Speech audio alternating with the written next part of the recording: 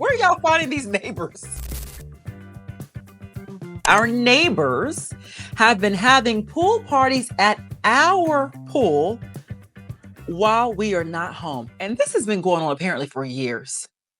A few years ago, my husband and I purchased a house with a pool. Now, we are acquainted with most of our neighbors, but definitely not close friends with any of them by any means, okay? So they all seem nice, but we just don't have much in common other than we live here. They sound like me. Hi, diddly ho, neighbor. That does not mean drop over. Hi, we're your neighbors from downstairs. Don't bake me anything. I baked you this pie. Don't invite me over. I'm serious, David. I'm not coming. Next door to the right is a family of 6. Twin daughters attending the local university, a high school age son, and a young elementary school age daughter, maybe first or second grade, and then the parents. Okay. Now, normally we open the pool in early May and we keep it open until the end of October. But this year, our weather was off and we had a very cool and very wet month of May. And then June went straight to 100 plus degree temperatures. So because of this, we haven't had our pool open yet this year. Normally, we go to the family lake house for a week during each of the 3 major holidays, but we didn't go for Memorial Day. So with July 4th falling on a Thursday this year, stay with me, we decided to stay home. Now, several times in June, the little girl next door has seen either my husband or I outside, and she has asked when we're opening the pool. We first told her maybe later. Yesterday, she asked again, and I said, we are probably just not going to open it this year. And then she started to cry. Girl, if your mom does not go to Walmart and get you a pool, just play in the hose in the backyard. And play in the backyard. Like we did. We were kids with a water hose. Mm-hmm. Back to this. Get a slip and slide. So now we have never had any of the neighbors over to use our pool. So I did not understand why she was crying, because it's our pool. And little girl, we've never invited you over for the pool. Think about this. Why is this little girl crying? Mm-hmm. Well, I spoke with the neighbor on the left later, the other house, and apparently our neighbors on the right have been having a family pool party at our pool every 4th of July when we were away every year at the lake house. That's a little girl was crying. She's so used to coming over on the 4th of July. Like, why are you acting like this? We come over here every year. The neighbor on the left thought we had given them permission because they're always over there. We did give them permission to retrieve any balls or toys that ended up in our yard, but never permission to use our pool, especially when we are not at home. Now we have a special latch on the gate, and my husband did show the neighbor how to open the gate to retrieve the kids' toys. So now my husband, who loves gadgets, is going to have several more cameras installed around the exterior of our house, covering the gate and the pool area. I'm annoyed our neighbors have been using our pool without permission. My husband is happy I'm letting him get more gadgets around the house. Now, do we confront the neighbors and let them know that we know they've been doing this for years, or just wait and see if they say anything about it and our new security camera system? What say you? Well, first, the audacity. That's why the little girl is crying. It's not her fault. She just knows that every year we get to the pool next door for free. Well, I mean, and you wouldn't assume that was the case. I mean, who does that? The neighbor on the right. Clearly. I'm just curious why they did not have cameras by the pool. I would have definitely had the back of the house covered. In this day and age, everybody knows that's a huge liability issue, if nothing else. Other than being just completely wrong. I would go knock on the door and say, hey, listen, your daughter came over earlier and she cried and I felt so bad. I was so confused. And then I'm learning that y'all have been doing this for years. And who does that? Don't do that. Don't come back in my yard when I'm not home. Like, don't do that.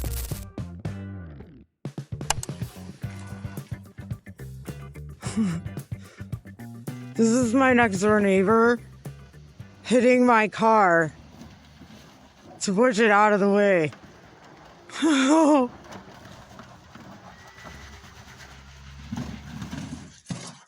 Good job. Next should be, this is my next door neighbor going to jail. Yeah, insurance going to have a field day with that one.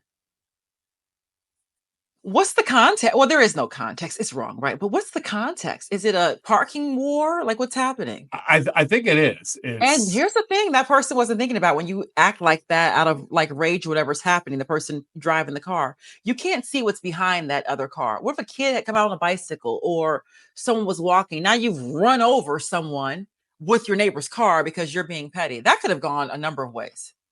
and the damage that it does to somebody else's vehicle. I mean, what Be glad there were possible there point were no could you kids. make? Yeah, and there were no kids outside on bicycles. That would have been bad. I feel so blessed to have great neighbors, especially when you see stupid stuff like this. Yeah, I'm so blessed I don't know my neighbors.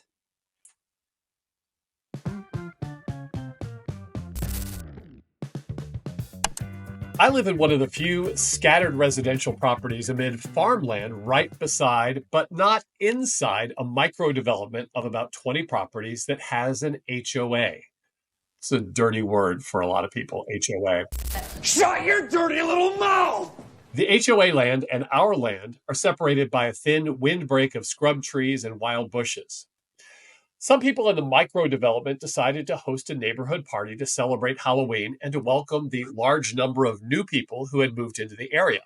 Everyone in the HOA was invited, as were a number of people living in the surrounding properties. Now, note, this was not an HOA exclusive event. My family arrived early as my wife had volunteered to help set up, and we were supplying a number of folding tables and chairs and a dish or two. With most of the setup accomplished and the kids occupied, I found myself looking around at the other adults in a let's meet the neighbor mode. I was soon approached by a man who introduced himself as, quote, treasurer. He didn't tell me his name. He simply said he was treasurer. He was using his HOA title like it was his personal name. So, assuming I had misheard him, my response was something like, What? What do you mean? Not deterred in the least, he puffed up his chest, Respect my authority! stood as tall as he could, and said, I am treasurer. I'm the one you have to get to sign off on anything you do to your property. That's yellow. Don't you paint my house yellow. I'll admit that up until this moment, I had not even remembered that my neighbors had the misfortune of being in an HOA. This was not approved by the HOA. Having experienced them in my last house, HOAs are a deal breaker. That's a deal breaker!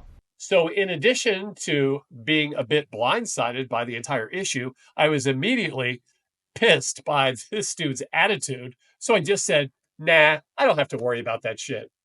Having not bowed and scraped in fear and awe at his mighty power, I have the power! the treasurer was incensed and said, Oh, I assure you, you do.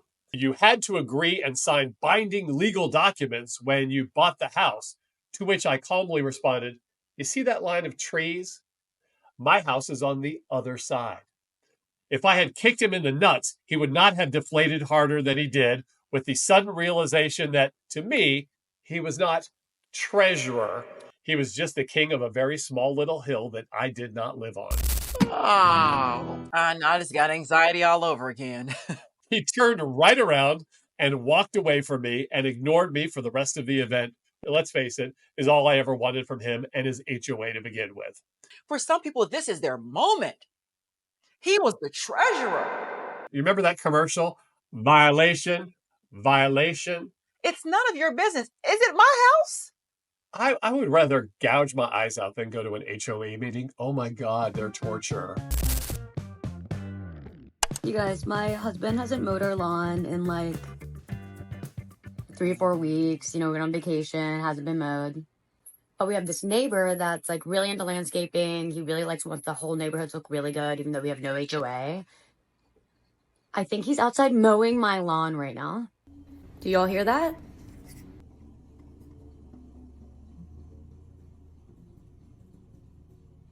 You guys, he's mowing my fucking lawn, my neighbor, without asking. You know what you say to somebody who's mowing your lawn without your permission after you haven't mowed it in 2 to 3 weeks? Thank you! Oh my God!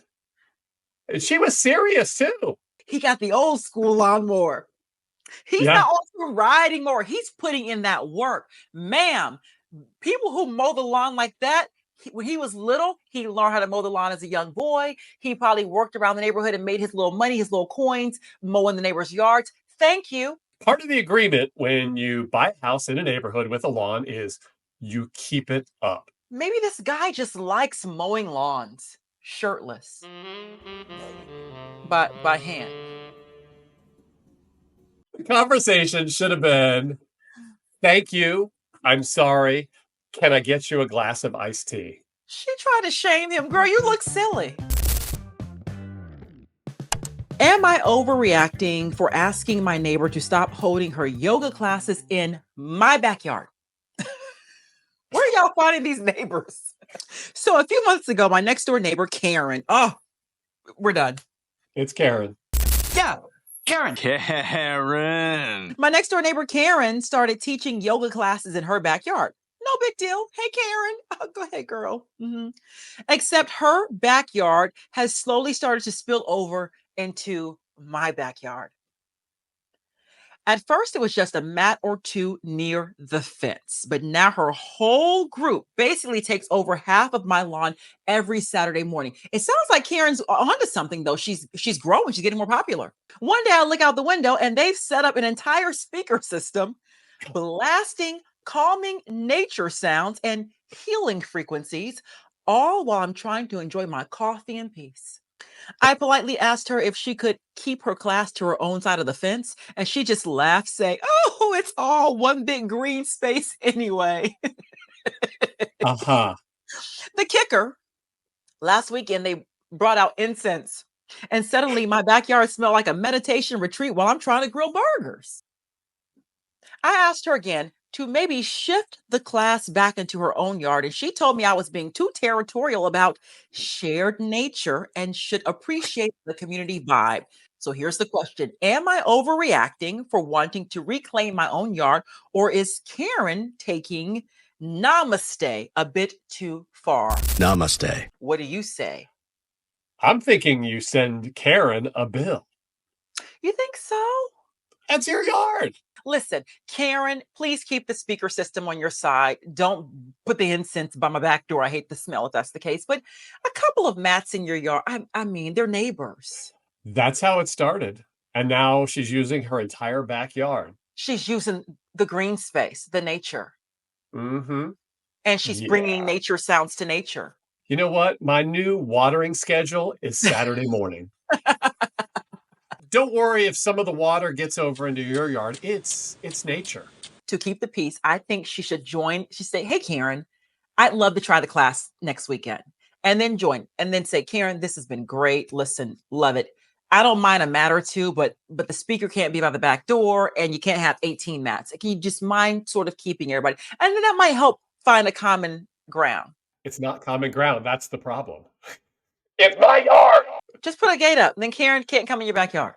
That might be the solution. I still like the watering the backyard on Saturday morning. Okay. Well, you're petty.